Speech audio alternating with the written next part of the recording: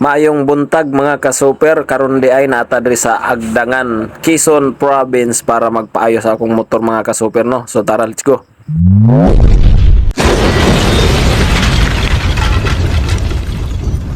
Karon di ay mga ka-super, ani ako diri sa Agdangan, Quezon para ipaayon ako ang akong motor mga ka-super. Kay service nako sa trabaho. O karon di ay mga ka-super no, iingon ako sa inyo.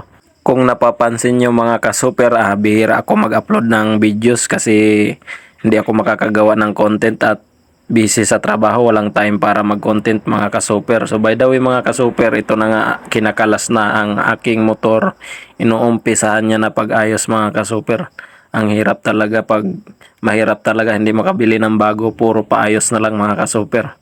Gusto ko sanang bumili ng bago kaso nga lang walang pera. Og dire di ay mga ka-super, daghan kay silag tools dire sa parts ng mga motor, ani ay mga tambutso, daghan ni sila mga ka-super dire. Og karon di ay mga ka-super, gisugda na gid ni kuya og bungkag ang akong motor. Tanawan ninyo mga ka-super og unsayang giduki-duki nga ra naman sila gisilip-silip, murag bugaong siguro na iyang panahon. Tarong-tarong nga lang gigsilip kuya kay base unyag maburing gitan ang imong mata, tanag giduki-duki na niya. Grabe pagkalisod gid basta segunda mano imong motor mga ka-super.